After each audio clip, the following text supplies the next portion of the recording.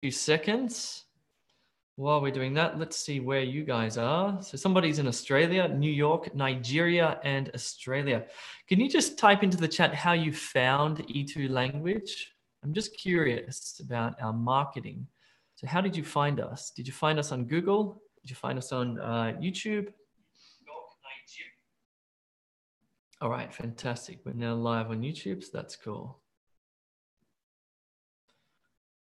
On Google or friends recommendation. Oh, that's cool. Nice. Excellent. All right, we'll get started. Let's have a look at this. I'll just make sure this is working. Cool. All right. Hello, everybody. My name is Jay. I'm one of the expert TOEFL teachers here at E2 Language. Last week, we looked at paragraphs. The week before, we looked at introductions. We're talking about TOEFL Independent Writing. In this live class, we're going to look at conclusions. It's the final part. So we're going to learn how to write conclusions. But before we do that, we're going to do a few other things first.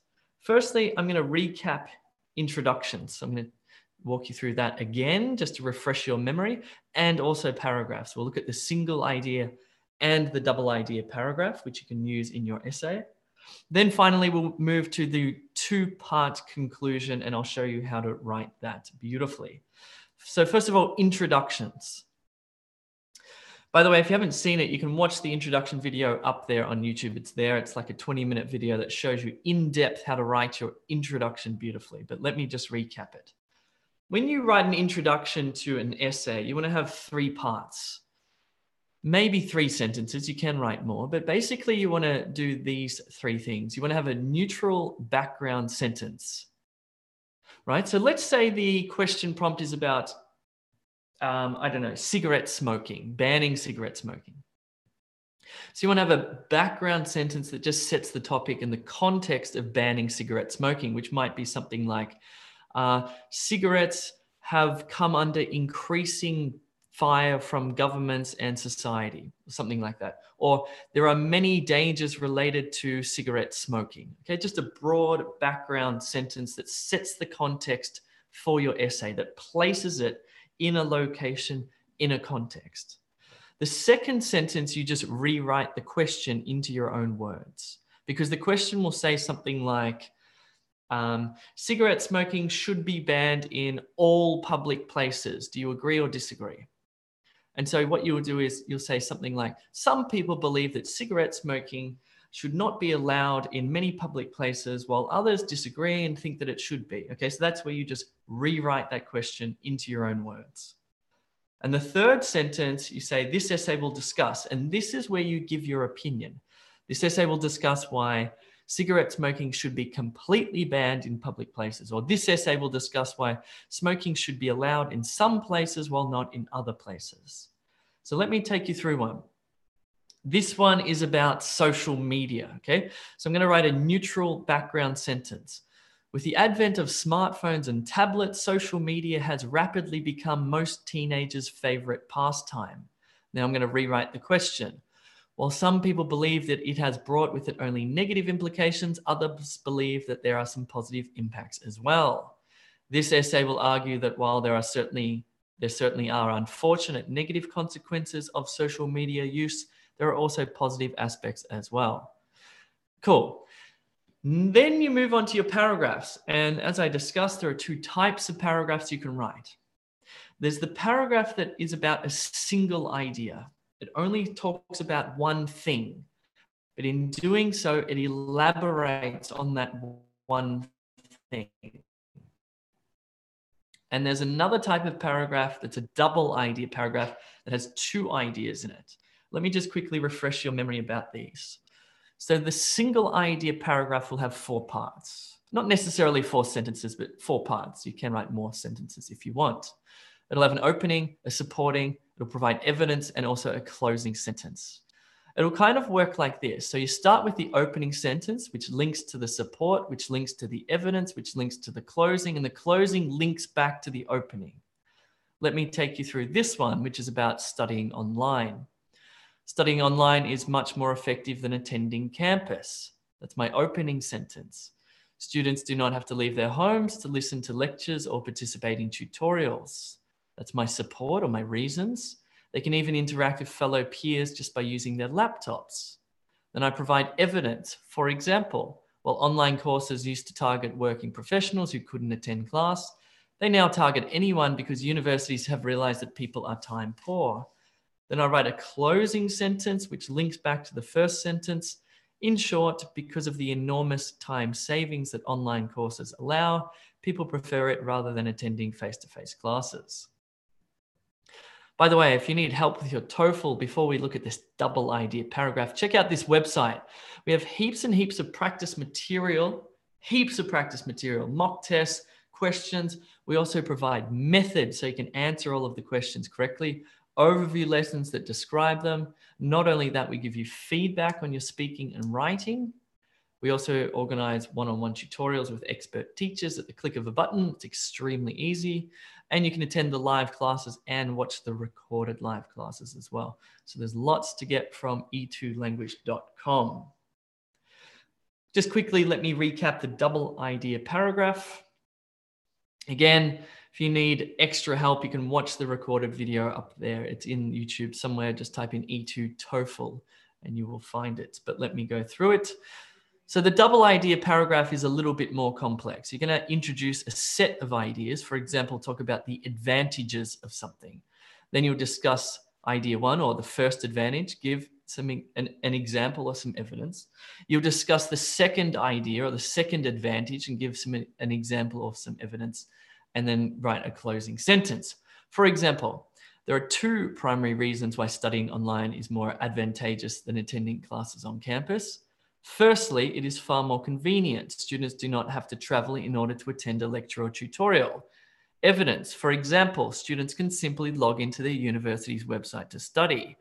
Second idea, secondly, online learning is much more effective.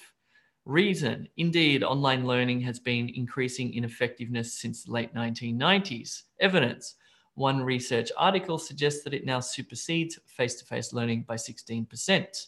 Closing sentence, overall, online learning is better than on-campus learning because of its convenience and effectiveness. Cool. So that's the double idea paragraph. By the way, if you're on YouTube, click the subscribe button. So whenever we do a live class, it will notify you on your phone so you can come and attend. That's really cool. And also like and leave a comment if you're enjoying this video. Let's now learn how to write a great conclusion. Because if you want to get a top score in TOEFL, you need to get all parts right. You need to get your introduction right, your paragraphs right, and your conclusion right. If you get all three right, you're going to increase your score dramatically, okay? The conclusion is pretty straightforward. It's going to have two parts. It's going to have a sentence that says, this essay discussed the idea from paragraph 1 and the idea from paragraph 2. In my opinion, ... Let me show you what I mean here. So this essay discussed why the cost of public transport should be reduced because it will, the idea from paragraph 1 is that it will encourage public transport use. And also the idea from paragraph 2, reduce traffic congestion. So let me just talk you through this. So let's imagine in my essay, my paragraph 1, I wrote a paragraph about how reducing the cost of public transport will encourage the use of public transport, okay? And let's say my paragraph 2 was about how reducing the cost of public transport will reduce traffic congestion. So now the first sentence of my conclusion will say, this essay discussed why the cost of public transport should be reduced because it will, paragraph 1 and paragraph 2. Does that make sense? So you're just briefly mentioning, you're saying this essay discussed the idea in paragraph 1 and the idea in paragraph 2. The next sentence will now give my opinion, okay? So let's look at this next sentence. In my opinion, the government should begin reducing the cost of public transport immediately. Okay, so the first sentence doesn't give your opinion. It just recaps what you mentioned in paragraph 1 and 2. The second sentence provides your opinion. Let me just read it again. This essay discussed why the cost of public transport should be reduced because it will encourage its use and also reduce traffic congestion. In my opinion, the government should begin reducing the cost of public transport immediately. This is a strong paragraph for two reasons. One, it's recapping what you have written in your paragraphs. And two, that second sentence mirrors your introduction. So this introduction had an opinion. The conclusion, the second sentence has the same opinion. Overall, your essay is going to be completely coherent and meaningful, right? Cool. I've got an activity for you to do now, so you can write one. It's your turn. So what I've got here, let me talk you through this. I've written the two paragraphs for you. Let's just quickly read the question prompt. Question prompt says, online learning is more effective than studying on campus. Do you agree? Online learning is more effective than studying on campus. Do you agree? Paragraph 1, I said study. I'm just going to leave this for you to read. What I want you to do is try and find the main idea here, a single word perhaps, that summarizes what this paragraph is about. And do the same for this paragraph here. I want you to find a single word that summarizes this paragraph, because then when you write your conclusion, you'll have 3 minutes to do so. You're going to say, this essay discussed the idea from paragraph 1 and the idea from paragraph 2, in my opinion, and then I want you to write your opinion here. Okay? I'm going to give you 3 minutes to do this. You may need a bit more time because you're going to have to read those two paragraphs and understand them, summarize them down into a single word or phrase, and then I want you to write your two-part conclusion. Your time starts now.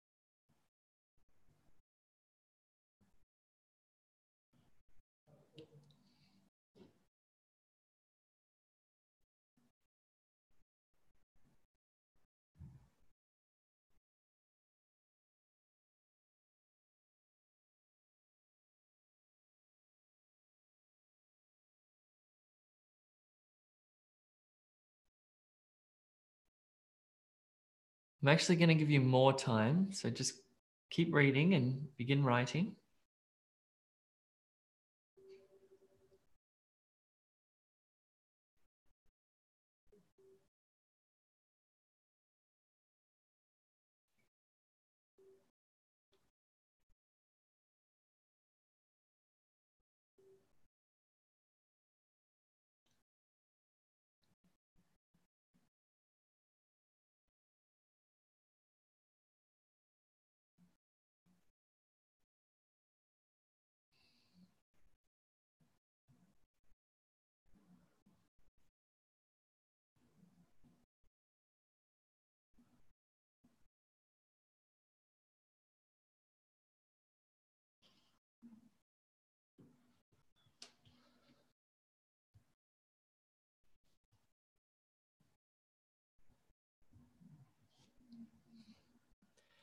let me just have a look here, see if anyone's written one. This essay discussed how online studying is much more convenient than studying on campus and as effective as studying on campus. Nice. Now you just need the second sentence, in my opinion, blah, blah, blah, blah. And then you need to think of your opinion and write something strong and interesting. Great. Well done.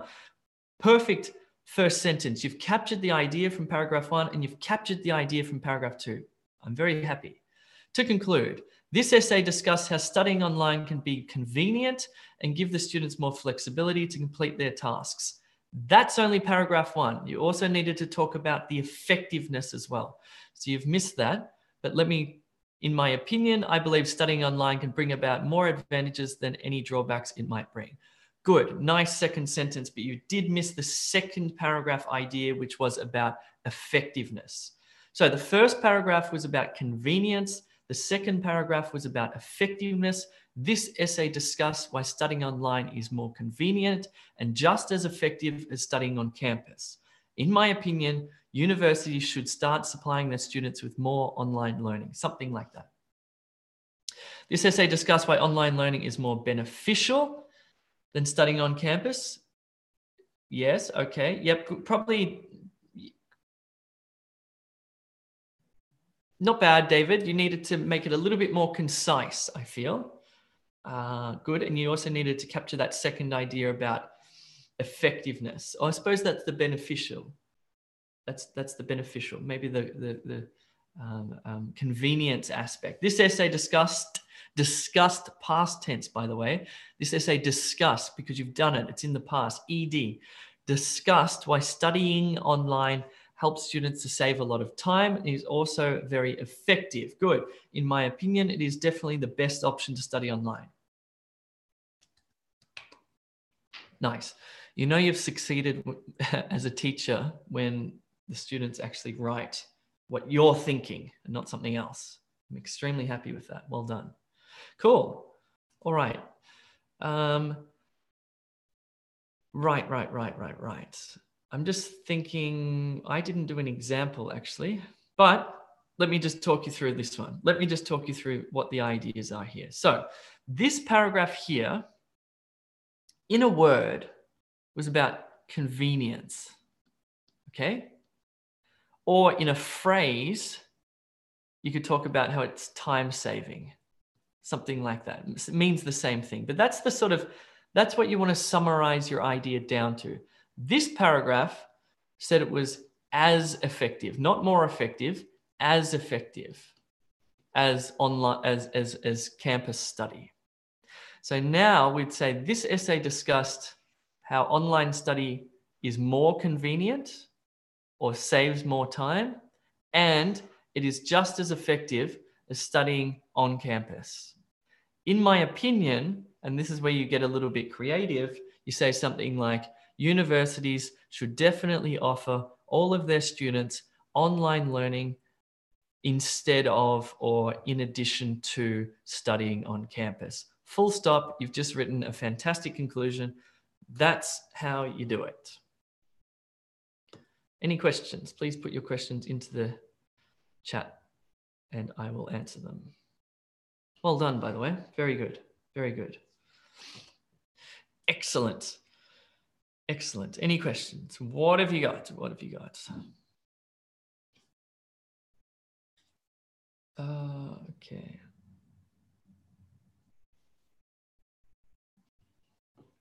Any questions? No questions. All right, fine. I might leave it there then. Thank you very much for coming. If you have any questions, actually, nobody's got any questions because you understood what was going on. If you have any questions, you can go to this website here and ask anything. You just go to help.e2language.com.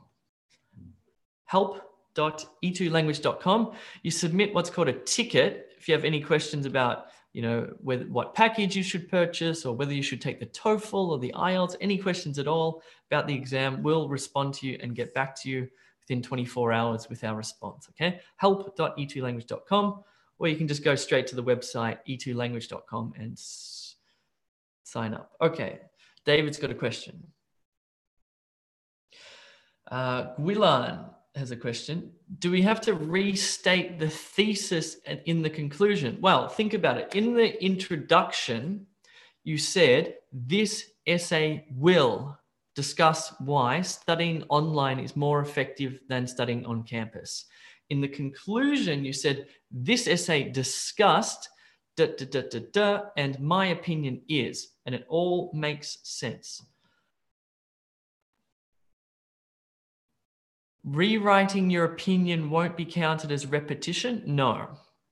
As long as you write it in different words, what it's doing is reinforcing your opinion, making it stronger. Okay, so it's a good thing to do. Remember, in the conclusion, you should not introduce any new ideas. Only repeat what you've already mentioned and then give your opinion. That's it.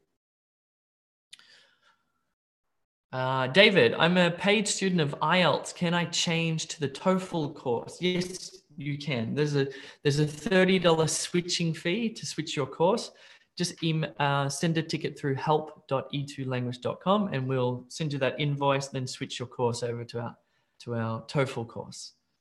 Cool. All right, guys, I'm going to leave it there. Thanks very much for coming. Hope it was helpful. If you're watching this on YouTube live, please click like, leave a comment, and share it with your friends. Good luck.